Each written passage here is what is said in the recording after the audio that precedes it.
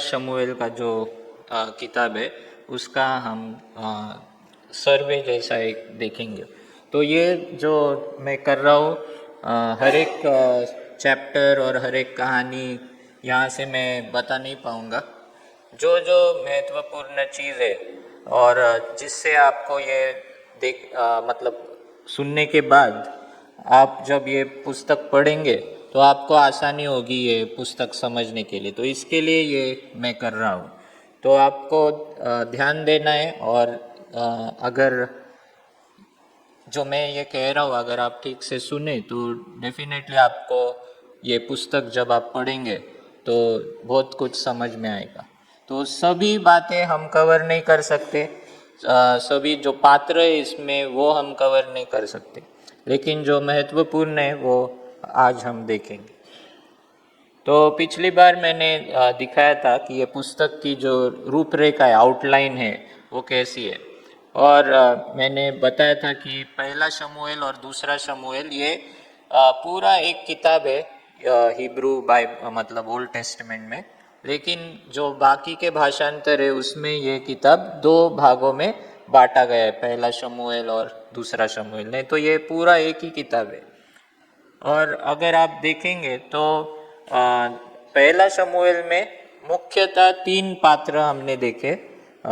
अध्याय 1 से 7 में हम शमूएल के बारे में देखते हैं कि शमूएल का जन्म और वो कैसे एक न्यायाधीश था और याजक था, भविष्यवक्ता था, ये सब हमने देखा।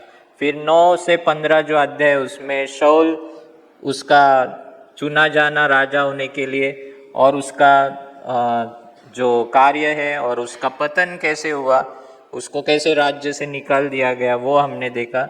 और फिर 16 से 31 में हम देखते हैं कि कैसे शाऊल और दाऊद का जो शत्रुत्व है, क्योंकि दाऊद ने गलियत को मारा था और उसके वजह से शाऊल को बहुत सारी ईर्ष्या पैदा हो गई, जेलसी पैदा हो गई और उसके कारण शाऊल दाऊद के पीछे पड़ा था उसको मारने के लिए।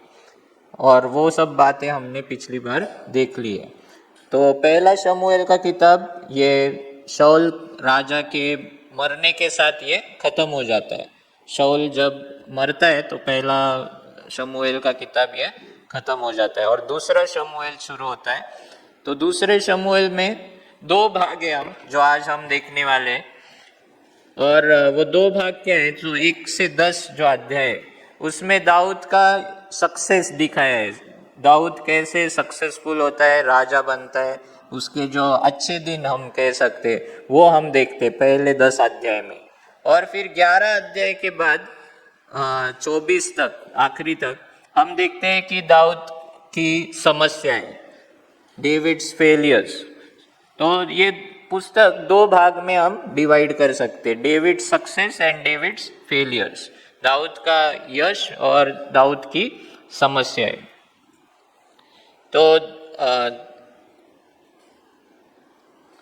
तो जैसा मैंने कहा कि पहले 10 अध्याय जो है वो दाऊद के अच्छे दिन हम कह सकते, और पहले जो 4 अध्याय है उसमें हम देखते हैं कि शाऊल मरने के बाद इमीडिएटली दाऊद राजा नहीं बना पूरे इज़राइल पर।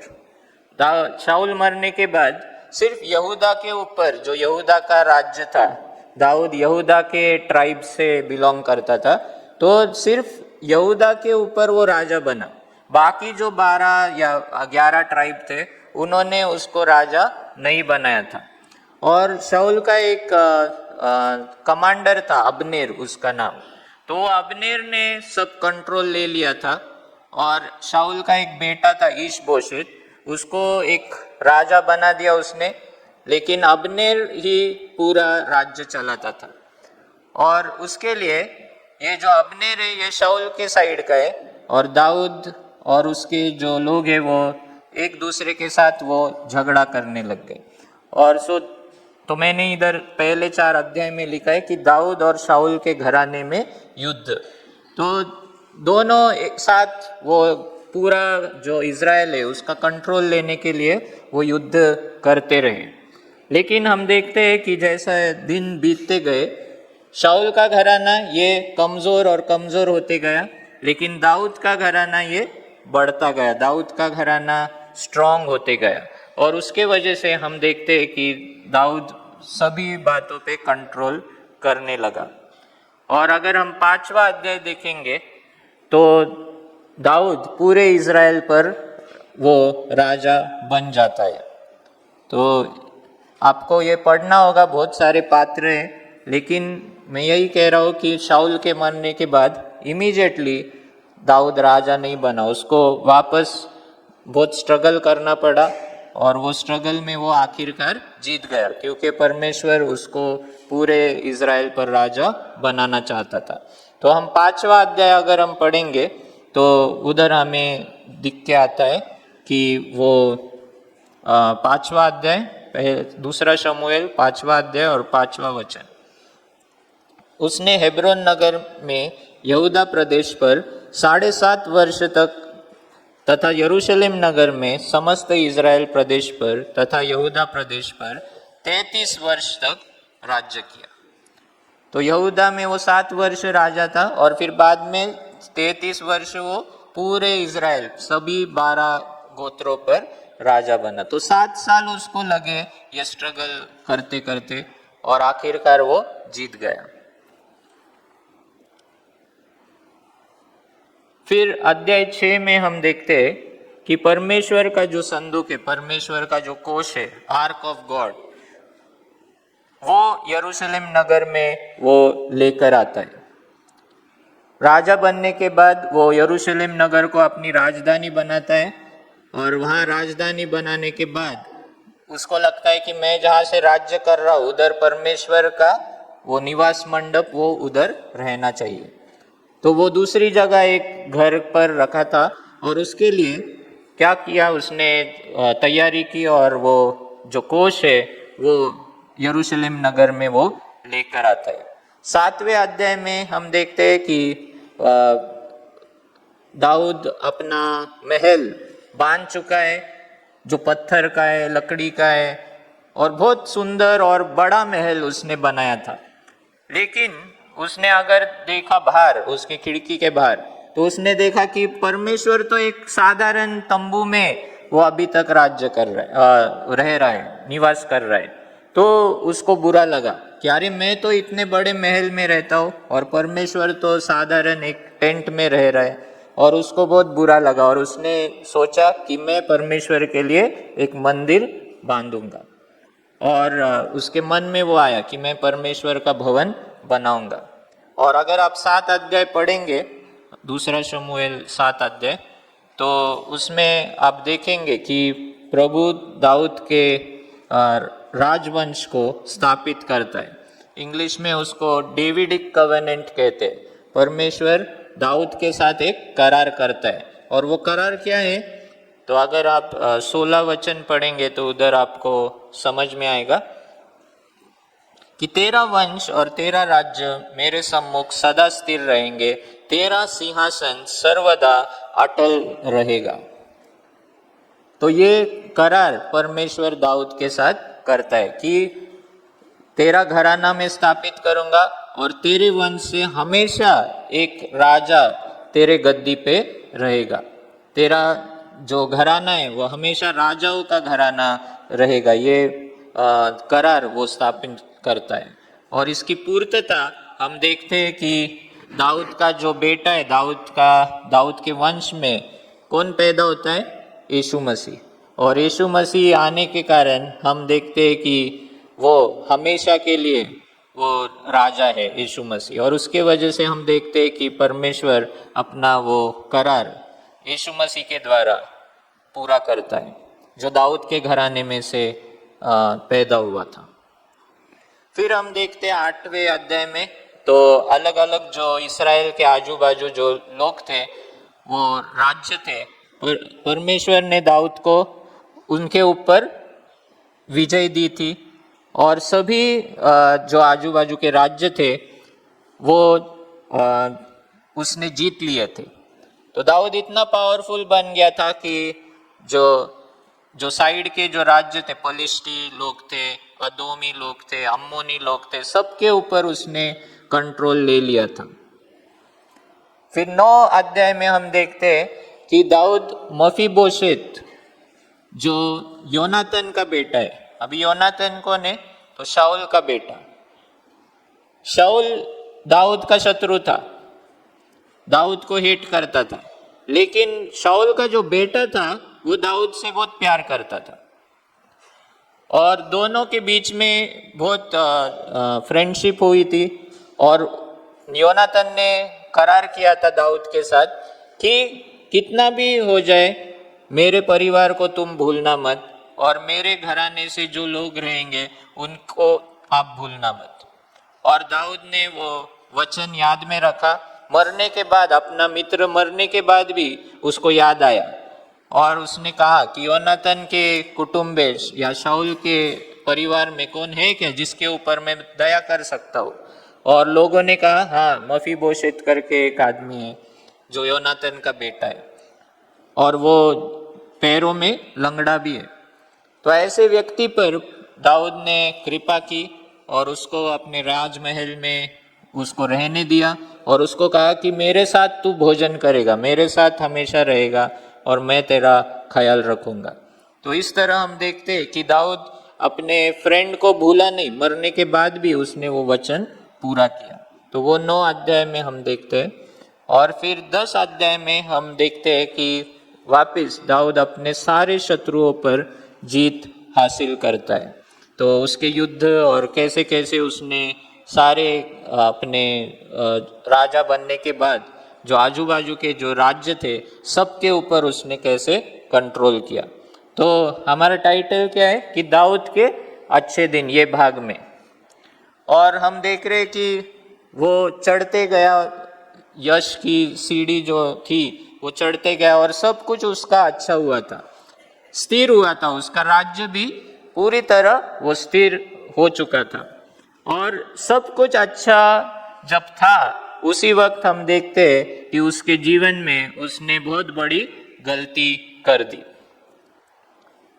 अगर आप मैंने जब ड्यूटरनॉमी का किताब सिखाया था और अनुवाद जो है व्यवस्था विवरण, उसके किताब में हम देखते हैं 8वें अध्याय में कि परमेश्वर बार बार उनको कहता है और वार्निंग देता है कि अच्छे दिनों में जब मैं तुमको अच्छा दिन दिखाऊंगा, सब कुछ आशीष दूंगा, सब कुछ भरपूरी से रहेगा, तब मुझे भूलना मत। एक शब्द उसमें बार बार आता है 8वें अध्याय में और वो शब्द क्या है? स्मरण करो, रिमेंबर रिमेंबर रिमेंबर। और क्या रिमेंबर करो? तो मुझे याद करो। क्योंकि जब आपके जीवन में आशीष आएगी, मेरे जीवन में आशीष आएगी, मेरे जीवन में भरपूरी आएगी, मेरे जीवन में हीलिंग है, सब कुछ है, सब अच्छा चल रहा है, तब क्या हो सकता है? एक बहुत बड़ा डेंजर है, हम परमेश्वर को भूल सकते हैं कि ये सब परमेश्वर ने दिया है हमको। और उसके लिए मैं कहता हूँ कि जो अच्छे दिन है ना वो डेंजरस है, जो अच्छा समय है वो सबसे खतरनाक ऐसी चीज है हमारे जीवन में, क्योंकि वो प्रभु के आशीष के कारण ही हम क्या कर सकते हैं? प्रभु को भूल जा सकते। और यही चीज हम देखते हैं दाऊद के जीवन में हुई। और दूसरा शमूएल उसका जो 11 अध्याय है वहां से हम देखेंगे 24 अध्याय तक, तो दाऊद के जो समस्याएं हैं वो हम देखते हैं। और वो समस्या कैसे शुरू हो गई? तो जो दाऊद का पाप हम देखते हैं दूसरा शमूएल 11 अध्याय में। और वो पाप क्या है?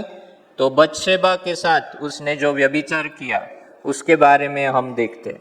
तो मैंने जानबूझकर ये चित्र ऐसे लगाया है ताकि आपको समझ में आए कि क्या हो रहा है इधर।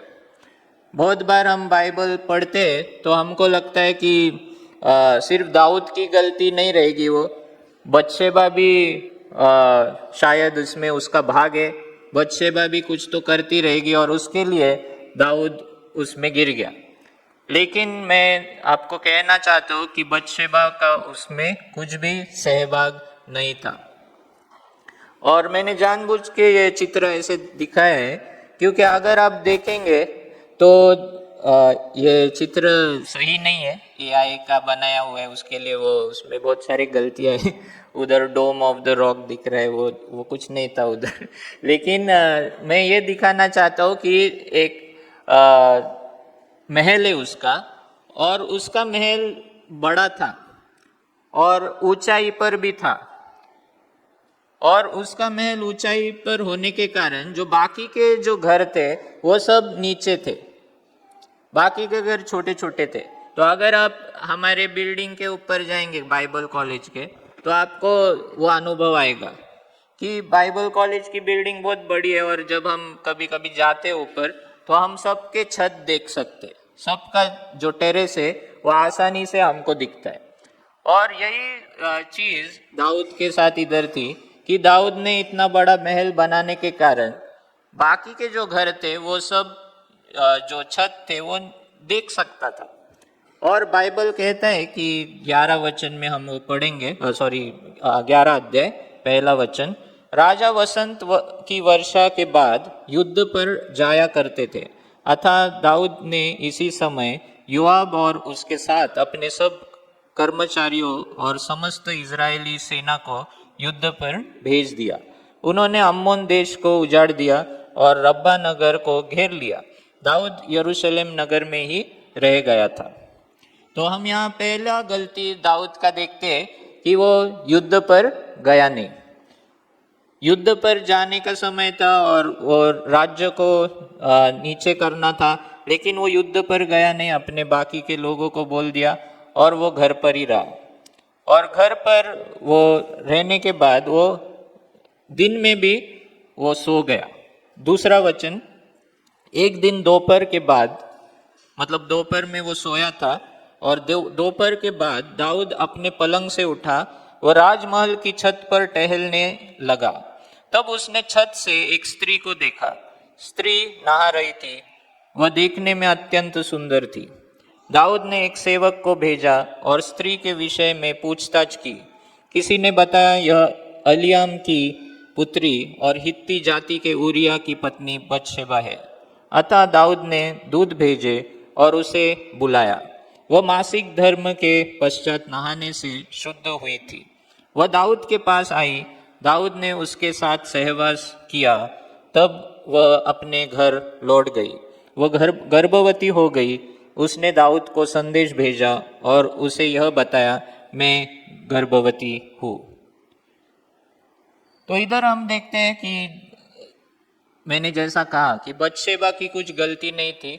बतशेबा, उधर ऑथर ने लिखा है, लेखक ने लिखा है कि उसका जो मासिक धर्म था उसके पश्चात वो नहाने से शुद्ध हो रही थी। तो वो एक नहाने का जो ये था, शुद्धता करने का वो टाइम था अपना। एक जो स्त्री को जो मासिक धर्म आता है उसके बाद जो शुद्ध होने का समय का वो स्नान वो कर रही थी। और दूसरे लोगों को देख नहीं मतलब वो मतलब दूसरे लोग उसको देख नहीं सकते थे। सिर्फ जो कोई हाइट पर है, ऊंचाई पर है, वो ही उसको देख सकता था। और उधर हम देखते हैं कि दाऊद उधर था ऊपर, और उसके कारण वो देख सकता था। दूसरे लोग उसको वो प्राइवेट में ही वो स्नान कर रही थी, लेकिन छत पे होने के कारण दाऊद ने उसको देख लिया। और देखने के बाद हम देखते हैं कि दाऊद ने दूध भेजे और कहा कि ये कौन है ना। उसको वो सुंदर लगी और उसने पूछताछ की, अपने सैनिकों से कहा कि ये कौन है। तो हम देखते हैं कि तीसरा वचन, कि जब दाऊद ने दूध भेजकर उस स्त्री को पूछवाया, तब किसी ने क्या कहा कि क्या यह अलियाम की बेटी और हित्ती उरिया की पत्नी बतशेबा नहीं है। तो उसको पता चला कि ये कौन है। और हम देखेंगे कि अलियाम और उरी हित्ती कौन है। अलियाम और उरी हित्ती कौन है, वो स्लाइड अगर हम लगाएंगे। ये अलियाम और उरिया हित्ती कौन है। तो पहला शमूएल 23 अगर हम देखेंगे तो उसमें हम देखते हैं, पहला शमूएल 23 और उसका 34 वचन, कि माका देश के अहसैबी का पुत्र एलीपेलेत, गिलोई अहीतोफेल का पुत्र अलियाम। तो ये अहीतोफेल का पुत्र अलियाम, ये अहीतोफेल कौन था? तो अहीतोफेल ये दाऊद का सलाहकार था, सलाहकार, काउंसिलर था। तो वो अहीतोफेल को जानता था और ये अलियाम जो है उसको भी जानता था। ये जो लिस्ट दिया है 23 अध्याय में, पहला शमूएल 23 में, अगर उसका टाइटल हम देखेंगे तो दाऊद के जो 30 शूरवीर थे, द ब्रेव 30 ऐसा लिखा है। तो दाऊद के साथ जो सैनिक थे उसमें के जो 30 लोग थे वो उसके लिए जान देने के लिए भी तैयार थे, ऐसे लोग थे वो। और शूर ऐसे योद्धा थे, उनकी कहानियां भी और जगह लिखी हुई है बाइबल में। तो बहुत ऐसे शूर लोग थे, योद्धा थे और उसके लिए मर मिटने के लिए भी तैयार थे। तो अलियाम भी है। तो अलियाम कौन है? बत्शेबा का पिता है वो। अलियाम कौन है? बत्शेबा का पिता। और अहीतोफेल कौन है? बत्शेबा का जो दादा या ग्रैंडफादर, वो हम कह सकते हैं। ठीक है, क्योंकि इधर देखो, इधर लिखा है पीछे कि क्या यह अलियाम की बेटी और उरिया हित्ती की पत्नी बत्शेबा नहीं है? तो अलियाम की बेटी। तो अलियाम कौन है यहाँ पे? अहीतोफेल का बेटा है। तो अहीतोफेल को दाऊद जानता है, अलियाम को जानता है। और अगर आप लास्ट वचन देखेंगे पहला शमूएल 23 का 39 वचन, और हित्ती उरिया था, तो उरिया हित्ती भी था। तो वो जो 30 लोग थे जो दाऊद के शूरवीर थे, जो दाऊद के बहुत नजदीक थे, दाऊद के लिए जान देने के लिए तैयार थे, उसमें के ये लोग थे। तो उरिया हित्ती, जो ये उरिया हित्ती कौन है? बत्शेबा का पति है, हस्बैंड ऑफ बत्शेबा। तो बत्शेबा की शादी हुई थी ये व्यक्ति के साथ, उरिया हित्ती के साथ। और ये सब तीनों को दाऊद अच्छे तरह से जानता था। ऐसा नहीं कि वो बहुत दूर के लोग थे या बहुत वो पहचानता नहीं था, ऐसे कुछ नहीं। रोज वो मिल सकते थे। अहीतोफेल तो उसके महल में हमेशा रहता रहेगा। तो सभी बत्शेबा के रिश्ते में थे। अहीतोफेल दाऊद का सलाहकार था और बत्शेबा का दादा था। नेक्स्ट स्लाइड आप दिखाइए। और अलियाम वो दाऊद का सैनिक, अहीतोफेल का बेटा था, बत्शेबा का पिता था। और उरिया हित्ती ये दाऊद का सैनिक और बत्शेबा का पति था। मतलब इतना क्लोज वो लोग थे। दाऊद ये सब लोगों को जानता था और उसे बताया भी गया था कि ये कौन है। फिर भी दाऊद ने आगे जाकर बत्शेबा के साथ वो सोया और हम देखते हैं कि वो गर्भवती भी हो गई।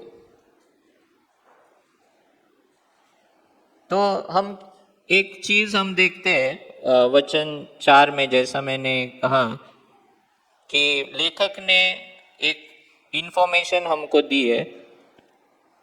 और वो इंफॉर्मेशन क्या है? 4 वचन में, अतः दाऊद ने दूत भेजे और उसे बुलाया, वह मासिक धर्म के पश्चात नहाने से शुद्ध हुई थी। मतलब ये जो इंफॉर्मेशन दिया है ना ऑथर ने, लेखक ने, ये बहुत ज़रूरी है।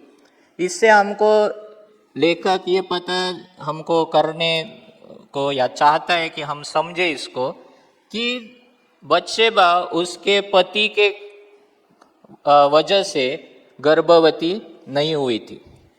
बत्शेबा उसके पति उरिया के वजह से गर्भवती नहीं हुई थी। हम देखते हैं कि उरिया हित्ती कहाँ पर था? युद्ध में था।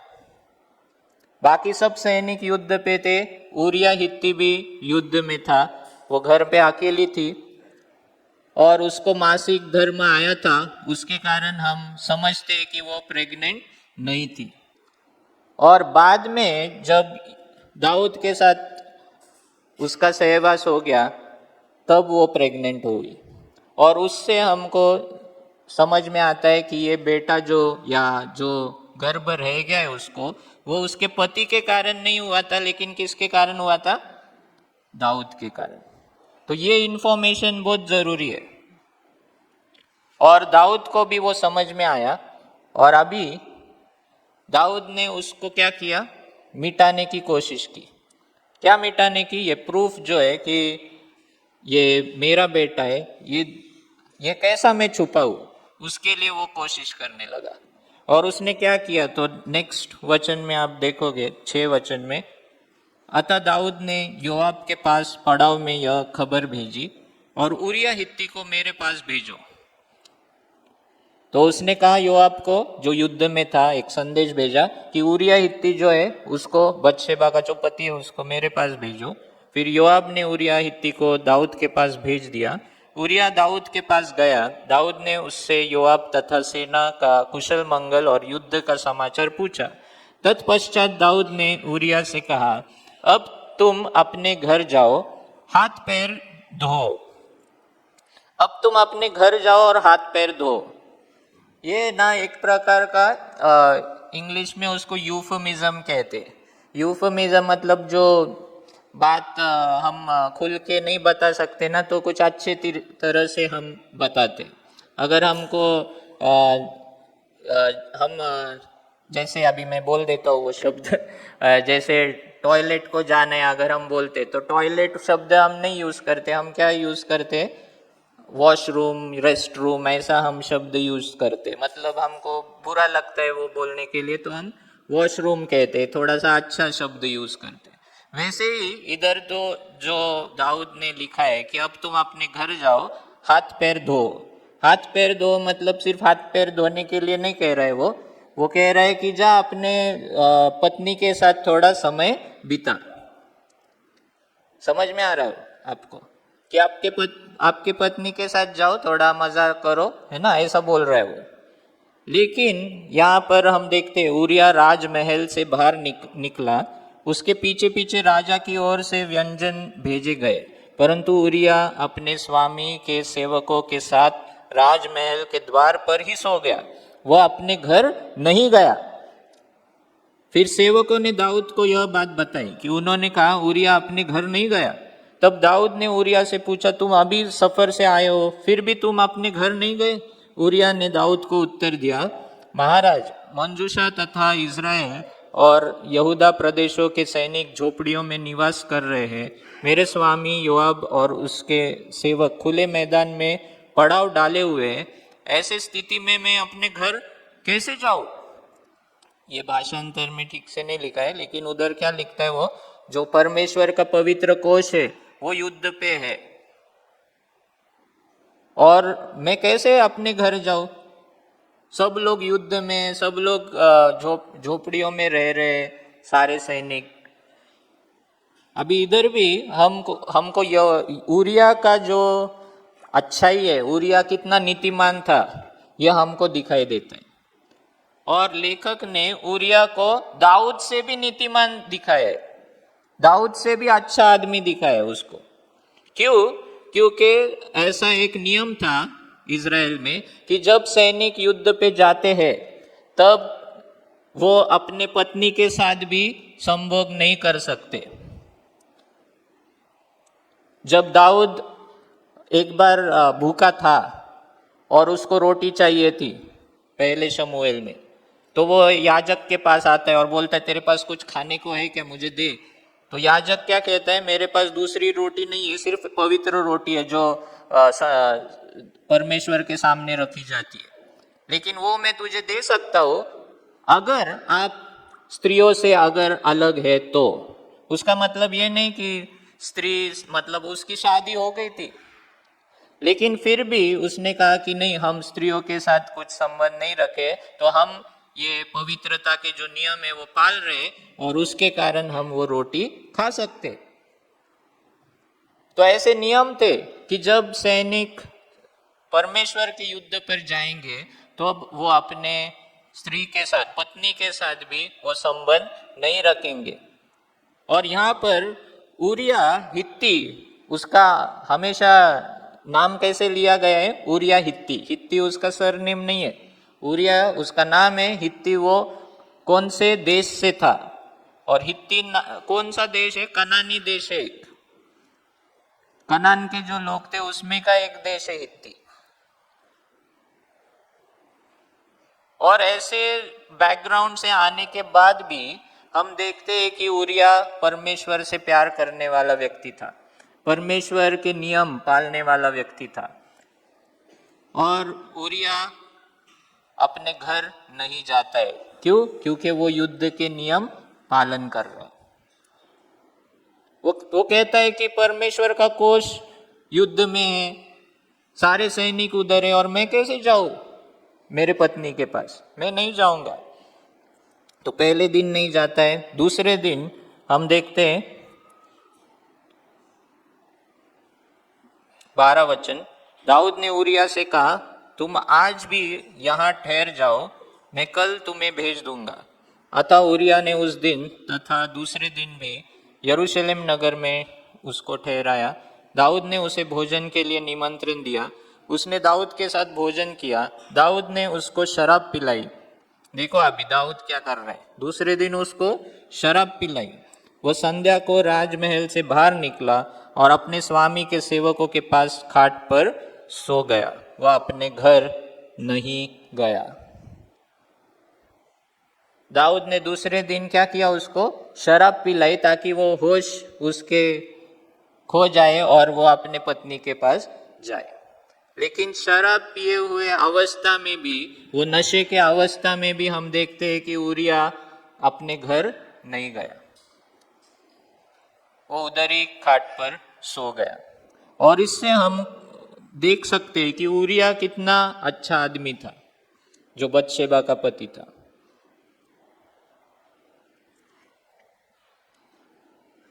और फिर तीसरे बाद में क्या होता है, जब दाऊद को समझता है कि दूसरे दिन भी उरिया नहीं गया है, तब दाऊद के पास और कोई पर्याय नहीं बचता है अपना पाप छुपाने के लिए। तो वो क्या करता है, 14 वचन में, दाऊद ने सवेरे योआब को एक पत्र लिखा और उसको उरिया के हाथ से भेजा। दाऊद ने पत्र में यह लिखा था, जहाँ घमासान युद्ध हो रहा है वहाँ सेना की अगली पंक्ति में उरिया को भेज देना। तत्पश्चात तुम्हारे सैनिक उसके पास से पीछे हट जाए, जिससे शत्रु उस पर प्रहार करे और वो मर जाए। योआब उस समय रब्बा नगर को घेरे हुए था। जब वह जानता था कि किस स्थान पर शत्रु के बलवान सैनिक हैं, अतः उसने उरिया को वहां भेज दिया। और अगर आप आगे पढ़ेंगे तो उरिया मर जाता है। तो दाऊद क्या कर रहे हैं यहाँ पर, जब उसको समझा कि उरिया कुछ सुनने नहीं वाला है उसका, तो अभी उसको मारने का प्लान करता है। और वो इतना ट्रस्ट करता है उरिया को कि उसके ही हाथ में उसके मरने का पत्र लिख के भेजता है। और उरिया खुद अपना मरने का पत्र लेके योआब को देता है, और फिर योआब उसको ऐसे प्लानिंग के अनुसार उसको मार देते हैं। तो दाऊद ने क्या किया है, दाऊद ने व्यभिचार भी किया है और खून, दोनों पाप किए हैं। उसने व्यभिचार भी किया, अपना दोस्त जो उस पर मर मिटने को तैयार था और एक अच्छा आदमी था, उसको उसने मार दिया। उसके पत्नी के साथ उसने व्यभिचार किया और अपने दोस्त का खून भी कर दिया। तो इतना बड़ा पाप दाऊद का हम देखते हैं। और फिर तीसरी चीज उसने क्या किया, अपने पाप को गुप्त रखने की पूरी कोशिश की। अपने पाप को गुप्त रखने की भी पूरी कोशिश उसने की। तो दाऊद जिसका हम इतना गुणगान गाते और क्या क्या करते हैं, लेकिन फिर भी हम ये चैप्टर में हम देखते हैं कि वो बहुत नीचे गिर चुका है। बहुत ही गलत काम उसने किया, और वो भी किस समय किया, तो अच्छे दिनों में, जो उसका सब अच्छा चल रहा था, वो टॉप पर था, उसको कुछ खतरा नहीं था। उसी वक्त वो युद्ध पर जाना चाहिए था, उसने वो युद्ध पर नहीं गया, घर में रहा और अपने खाली समय में उसने ये पाप कर दिया। और उसको मिटाने की भी कैसी उसने कोशिश की। तो हम ये भी देखते हैं कि उरिया कितना अच्छा आदमी था, फिर भी उसने उसको मार दिया।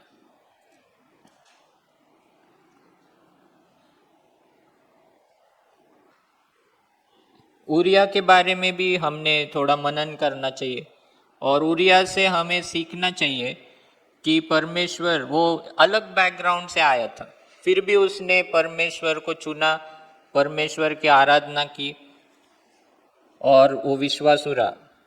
और एक चीज मुझे उसकी अच्छी लगी कि नशे के हालत में भी वो, उसको नशा नहीं करना था, दाऊद ने उसको जबरदस्ती पिलाया था, लेकिन नशे के हालत में भी उसने क्या किया, परमेश्वर को, परमेश्वर की आज्ञा पालन उसने की। उसको वो होश तभी भी रहा नशे के हालत में भी कि मैंने कुछ भी गलत नहीं करना चाहिए। हम अच्छे हालत में भी हम परमेश्वर को छोड़ देते, परमेश्वर जो नहीं करना चाहिए वो हम करते, लेकिन यह आदमी नशे के हालत में भी उसको वो समझ थी कि मैंने प्रभु की आज्ञा नहीं तोड़नी चाहिए। ऐसा मत समझो कि उरिया अपने पत्नी के साथ प्यार नहीं करता था, ऐसा मत समझो कि उरिया ध्यान नहीं दे रहा था अपने पत्नी के पास, नहीं, वो अच्छे से उसको संभाल रहा था, वो अच्छा आदमी था, लेकिन वो पवित्रता के नियम पालने के कारण वो घर नहीं गया।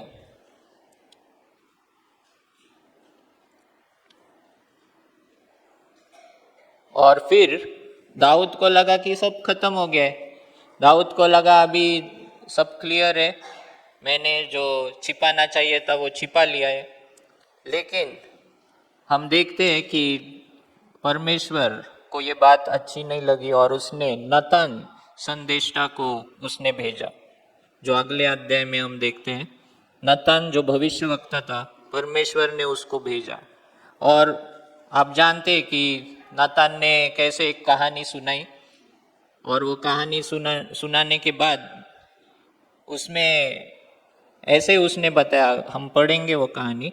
तब प्रभु ने नबी नतान को दाऊद के पास भेजा, वो दाऊद के पास आया, उसने दाऊद से कहा, एक नगर में दो मनुष्य रहते थे, एक धनी था और दूसरा गरीब।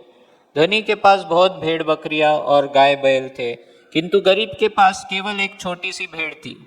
उसने उसको खरीदा था, वह उसका पालन करने लगा, भेड़ उसके बच्चों के साथ बड़ी होने लगी, वह उसके साथ ही रोटी खाती थी, उसके प्याले में पानी पीती थी, उसकी गोद में सोती थी, वह उसके लिए बेटी के समान थी।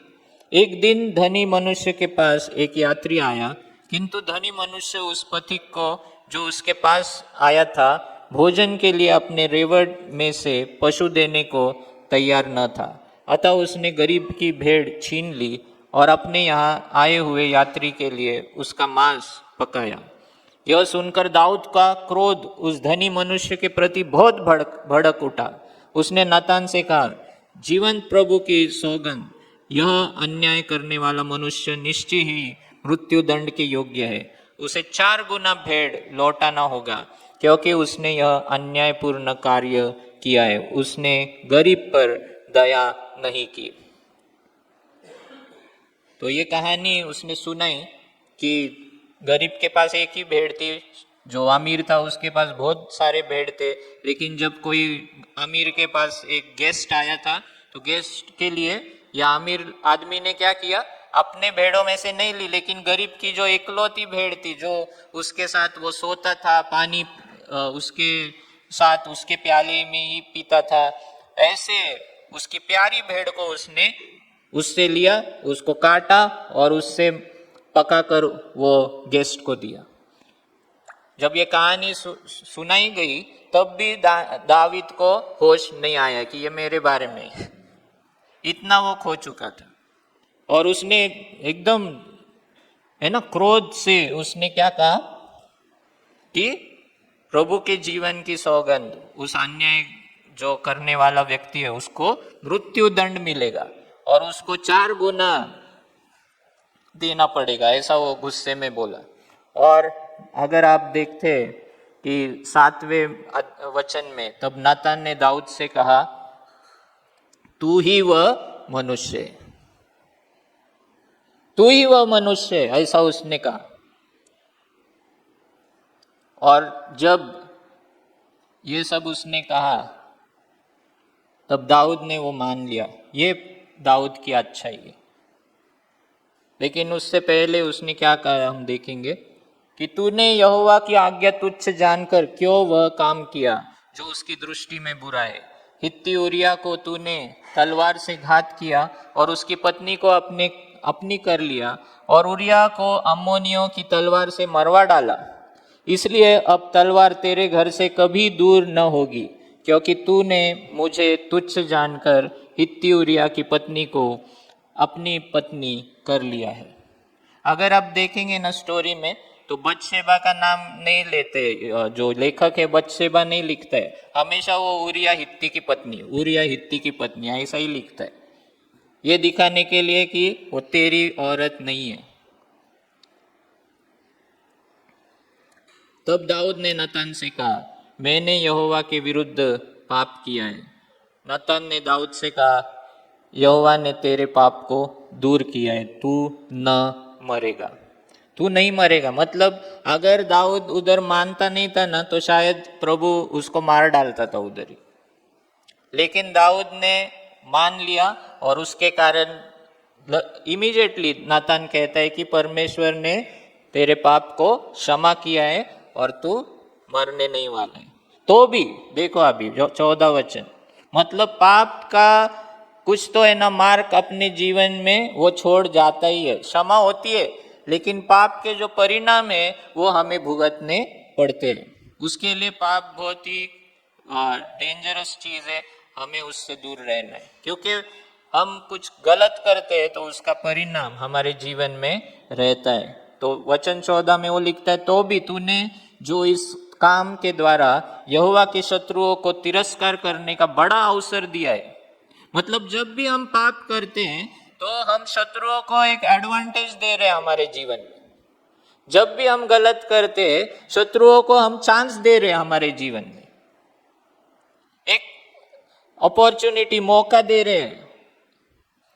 और यहाँ पे वही लिख रहा है वो कि शत्रुओं को तिरस्कार करने का बड़ा अवसर दिया है, इस कारण तेरा बेटा जो उत्पन्न हुआ है वह अवश्य ही मरेगा।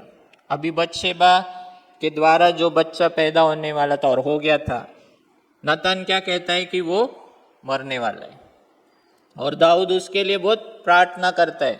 7 दिन वो उपवास करता है, लेटा रहता है, प्रभु के सामने रोता है, लेकिन परमेश्वर उसे नहीं बचाता, उसको मार देता है।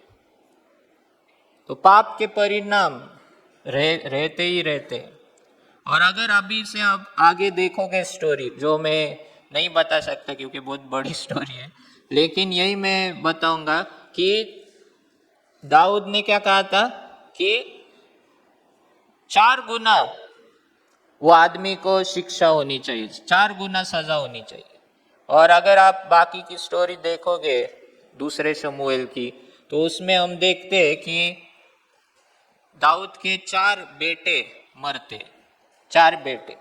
पहला ये बेटा छोटा, फिर उसके बाद 13 अध्याय अगर आप पढ़ोगे तो 13 अध्याय में एक अम्नोन करके बेटा है, वो मरता है।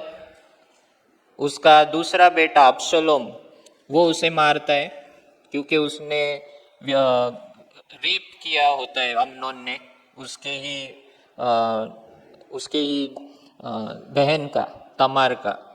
तो आप पढ़े जाके घर में 13वें अध्याय, तो अम्नोन मरता है। फिर उसके बाद 15वें अध्याय में अब्शलोम जो बेटा है वो दाऊद के विरुद्ध बंड करता है, रिबेल करता है, और वो राजा बनने की कोशिश करता है। तब हम देखते हैं कि युद्ध में अब्शलोम भी मर जाता है, तीसरा बेटा। और अगर आप पहला राजा आप पढ़ोगे तो उसमें और एक बेटा है अदोनीजा, तो अदोनीजा भी मर जाता है। और जैसा नातान ने कहा था कि तूने तलवार यूज की है ना, अभी तेरे घर में भी तलवार छूटेगी नहीं, तेरे घर में हमेशा तलवार चलती रहेगी। और यही बात हम देखते हैं आगे के जीवन में कि दाऊद को क्षमा हो गई थी, फिर भी उसने अपना अधिकार वो खो बैठा। जब उसके बेटे ने व्यभिचार किया अम्नोन ने, तो दाऊद ने उसको कुछ भी डांटा नहीं। वो क्या डांटेगा, क्योंकि उसने भी वही किया था। वो अधिकार वो खो बैठा था, उसको डांटा नहीं। उसके लिए अबशलोम को गुस्सा आया, अबशलोम ने फिर उसको मार दिया। अबशलोम के साथ उसने बात नहीं की 3-4 साल, तो अबशलोम ने वो मौका लिया अपने आप को ऊंचा करने के लिए, लेकिन उसको भी फिर वो बचा नहीं पाया। तो जब एक पिता रहता है, एक फादर, हस्बैंड रहता है एक व्यक्ति, तो हमको बहुत जरूरी है कि हम अच्छे से जिए, अपने शत्रुओं को, शैतान को हमारे जीवन में मौका नहीं दें।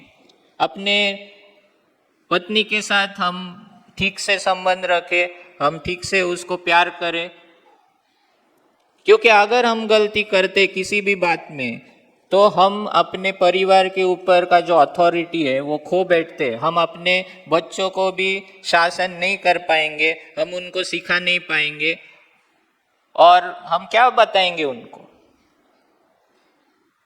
और उसके लिए हमें पवित्र रहना, एक अच्छा एग्जाम्पल रहना, बनना, ये बहुत जरूरी है।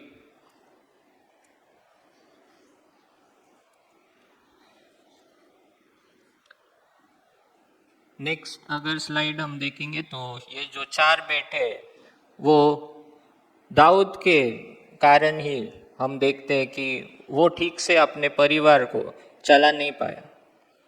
और जैसा हमने उत्पत्ति में देखा था, मैंने कहा था कि परमेश्वर के कुछ पैटर्न से डिजाइन है परमेश्वर का, और परमेश्वर का एक डिजाइन है मनुष्य के लिए कि शादी। और वो शादी कैसी होनी चाहिए, एक पुरुष और एक स्त्री, उनकी शादी होनी चाहिए। जब भी कभी एक पुरुष एक से ज्यादा स्त्री रखता है, हम देखते हैं कि दाऊद एक अच्छा आदमी था, प्रभु उससे प्यार करता था, लेकिन उसने भी, उसके पास 8 पत्नियां थी। कितनी पत्नियां थी? 8। और वो 8 पत्नी के कारण उनको बच्चे हुए, और उनके बच्चों में झगड़ा होता था, ये सब प्रॉब्लम होते थे। तो बाइबल हमें ये भी दिखाता है कि कोई भी व्यक्ति क्यों ना हो, फिर वो दाऊद भी क्यों ना हो, अच्छा व्यक्ति क्यों ना हो, लेकिन अगर वो परमेश्वर का जो डिजाइन है, एक पुरुष एक स्त्री, उससे जब वो हट जाता है तो उसके जीवन में क्या होता है हम देखते हैं। बाइबल हमसे छुपाता नहीं है। तो हम ऐसा नहीं कह सकते अरे दाऊद इतना अच्छा व्यक्ति था, उसने 8 शादी की, तो मैं भी अगर 2 करूंगा तो क्या प्रॉब्लम है, ऐसा नहीं हम कह सकते। जब भी हम परमेश्वर के डिजाइन से दूर जाते हैं, उसका परिणाम हमको देखने मिलेगा। और यही बात हम देखते हैं, हम पूरा तो नहीं देख सकते, लेकिन इस रीति से हम देखते हैं कि दाऊद के जीवन में ये जो दूसरा शमूएल है, उसका जो समस्या है वो हम देखते हैं ये किताब में। उसने ये समय में, लेकिन ऐसे ही वो हारा हुआ, उसने, दाऊद ने ये जीवन नहीं जिया, अपने परिवार को ठीक से संभाल नहीं सका, लेकिन फिर भी यही समय में उसने कुछ अच्छे काम भी किए। बाद में उसने मंदिर की तैयारी की, मंदिर बांधने के लिए जो सामग्री थी वो सब उसने इकट्ठा की, वो सब अच्छे काम भी हम देखते हैं। लेकिन परमेश्वर की इच्छा नहीं है कि हम सिर्फ प्रभु का राज्य चलाए, प्रभु का राज्य बढ़ाए। परमेश्वर की ये भी इच्छा है कि हम अपने परिवार को भी संभालें, एक परिवार में एक अच्छा उदाहरण बने, ये भी परमेश्वर की सबसे बड़ी इच्छा है, और वो हमने करनी चाहिए। और दाऊद के जीवन से हम यही सीखते कि और उरिया जो हमें एक दिखता है, उरिया का जो एग्जाम्पल, वो भी हमने भूलना नहीं चाहिए कि उरिया जैसे हमें बनना चाहिए, कि नशे के हालात में भी उसको होश था कि मैं प्रभु को प्रभु के आज्ञा के विरुद्ध नहीं जाऊंगा। तो मैं आशा करता हूँ कि ये पूरा तो हम देख नहीं पाए ये दूसरा शमूएल, क्योंकि इसमें बहुत कैरेक्टर है, बहुत सारे स्टोरीज है, लेकिन ये एक मुख्य जो आउटलाइन है वो आप समझने से आपको बहुत कुछ सीखने मिलेगा। जो छोटे छोटे पात्र है उसमें से भी आपको बहुत कुछ सीखने मिलेगा। तो आप ज़रूर पढ़िए दूसरा शमूएल, बहुत ही अच्छा पुस्तक है। और सिर्फ इतिहास के लिए नहीं पढ़ना है, मैं हमेशा कहता हूँ स्टूडेंट्स को, ये इतिहास जानने के लिए नहीं पढ़ना है, लेकिन इतिहास से हम क्या सीखते हैं, हमको क्या सीख मिलती है, वो हम इधर देखते। तो एक लास्ट स्लाइड है, सिर्फ वो हम देखेंगे और फिर मैं ख़त्म करता हूँ कि हम क्या सीखे कि परमेश्वर का न्याय सबके लिए एक सा है, वो राजा हो या प्रजा हो, कोई भी हो, परमेश्वर दाऊद को भी वो छोड़ता नहीं है। पाप परमेश्वर क्षमा करता है, लेकिन पाप के जो परिणाम है वो हमें भुगतने पड़ते हैं। पाप क्षमा होता है, लेकिन हम जो गलती करते हैं उसके परिणाम हमको भुगतने पड़ेंगे। पाप हमेशा अपने साथ दूसरों को भी ले डूबता है।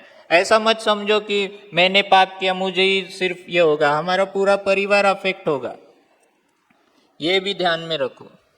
और पश्चाताप सच्चा होना चाहिए, और अगर दाऊद के जैसा अगर हम पश्चाताप सच्चे दिल से हम करेंगे तो परमेश्वर माफ भी करता है।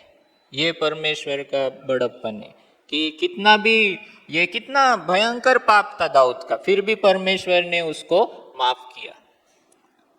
स्तोत्र जो 51 है ना, भजन संहिता 51, उसमें हम दाऊद का पश्चाताप देखते हैं, और जब हम वैसा करेंगे तो परमेश्वर हमें क्षमा करते हैं।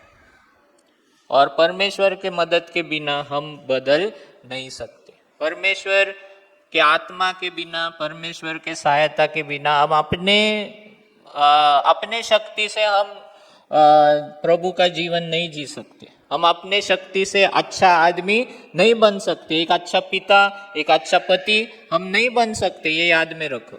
परमेश्वर के बिना हम अच्छा व्यक्ति नहीं बन सकते। उसके लिए उसके ऊपर हमें निर्भर रहना है, प्रार्थना करना है। अगर दाऊद चूक सकता है तो हम कौन है? तो उसके लिए हमें परमेश्वर के ऊपर निर्भर रहना है। उसके लिए रोज प्रार्थना करना है कि मुझे ऐसे पापों से दूर रख, ऐसे विचारों से दूर रख, ऐसे बातों में मुझे गिरने मत दे। ये हमें प्रार्थना करनी चाहिए, क्योंकि उसके आत्मा के सहायता के बिना हम अच्छे नहीं बन सकते। परमेश्वर आपको आशीष।